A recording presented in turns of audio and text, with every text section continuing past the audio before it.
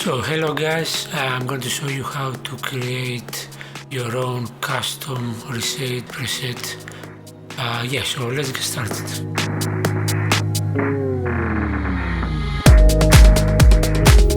To install the Reshade app is quite easy, just double click to the Reshade setup and then go to your installation folder of Rfactor 2. Now choose the bin 64, this is what you have to choose, otherwise it won't work, and then click to the Rfactor 2 exe file. Select DirectX 1011,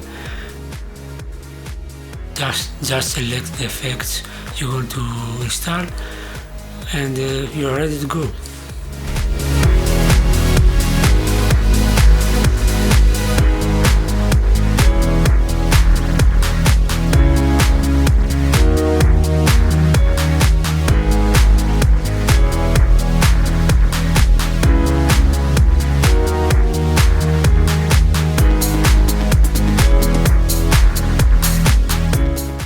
Okay, so press the home button to open your Reshade overlay.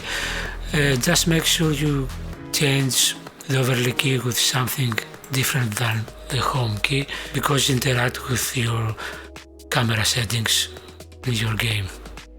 So you can put whatever you want. I put the forward slash, and the effect toggle key I put the OM key.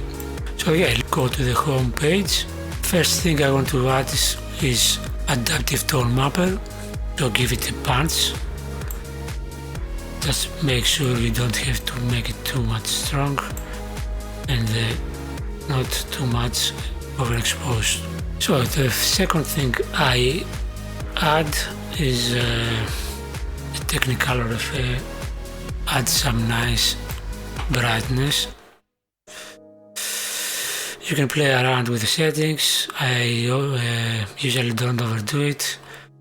Somewhere like 0.5 is okay. Saturation, very good, about the same, 0.5, and the strength, just use the full strength. So now we can use let's add some bloom. Let's add the Pro 80 bloom. So add the bloom. So you can see here is my settings. The bloom mix is almost full. Threshold around 0.4. Exposure around 0.3. Bloom exposure around 0.5, and the bloom width around almost full. I use enable bloom color because I want to make it more bluish than red, which is as default. So the next thing is to add curves. We can add curves to add more contrast. So usually add both luma and chroma, and usually I choose the parabola. I usually make it something about 0.3, 0.4. So the next thing is to add some perspective, some leading distortion. So usually I use around 40 field of view. You can make it bigger, but you don't want to lose too much quality. Around 45 is okay for me. A type of field of view I usually use 16:9. If you want to remove the overlay around the edge, just make a scale of the border so you can remove it. Yeah, so that's it. You can add, if you want, some vignette, but I add vignette in my next filter, which is the Lightroom. So in the Lightroom settings, remove some of the orange and yellow and some of the green to make it less saturated. And then I go to the white level and make it, you know, the default is 255. I make it around 240. The next thing is I change the shadows. I'm bringing up the shadows a little bit, and then I use the global saturation and bring it down around 0.1. Enable vignette, of course, to make it more camera lens vignette style. So I use, the amount is not too much, it's around 0.3. So yeah, this is the Lightroom settings. So now you can actually want to add a Gaussian blur. Adding a Gaussian blur, you can add some lens style to make it look like the lens local contrast, let's say. So I add and I move it to the top. The perfect percentage, you have to use it at last. So the next thing is let's add some aberration again to make it more lens effect and how the lens, you know, some artifacts of the lens. I use the center weighted radial. The strength is about half, so 0.5 is okay for me. Rotation offset around 70. You don't want to make it too much, you know, so I think 70 is okay, 74, whatever. So yeah, this is the chromatic aberration. I want to put it at the end. So let's see how we are until now. You know, it looks pretty good to my eyes. So the next thing is to add some sharpness, and the sample I use is the filmic anamorphic sharpness, which I put not at the end, at somewhere below the Gaussian blur. You can play around. I usually use 30 strength, radius just 0.10, and then clubbing around 0.6. So the next thing is to use this. You can use, okay, now you can use a LUT if you want. I usually use the Cine Tools LUT and the Ultra Matte. You can use whatever you want, whatever it looks more natural, you know, more camera lens natural effect. Don't overdo it. LUT intensity around 0.65, and the last thing I use is the MBMB, which simulate the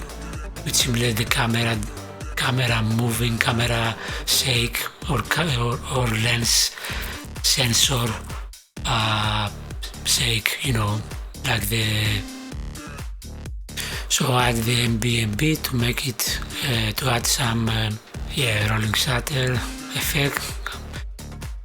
Also, you can use it as a, you know, camera motion. I just reduce the distortion. I don't want to be too much, and use your mouse a little bit while recording to make it more feel like camera shake or rolling shutter. Yeah, so yeah, that's it. Let me see, just move it to the right order.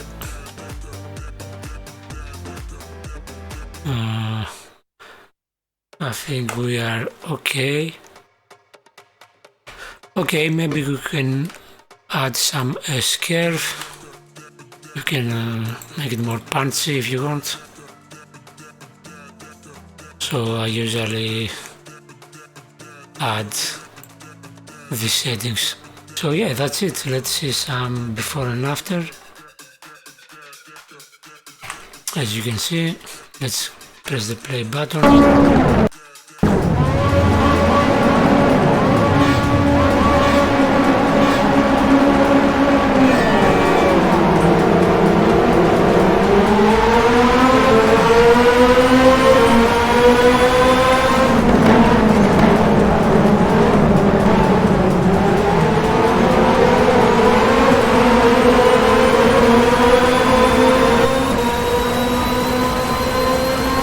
Well, actually it's too much contrast, so I have to just reduce the amount.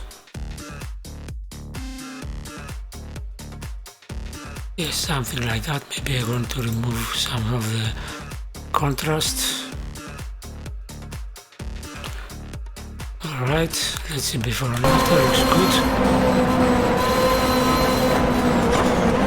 Oh, it's a little bit contrasty, maybe I remove the the curve. Yeah, that's good.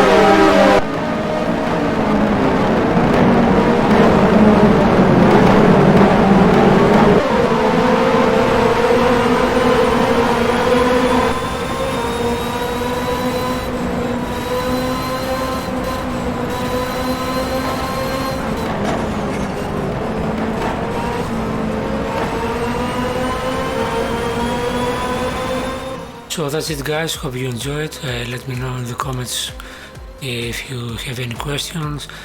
If you like the video and you want to support the channel, feel free to subscribe and see you on the tracks.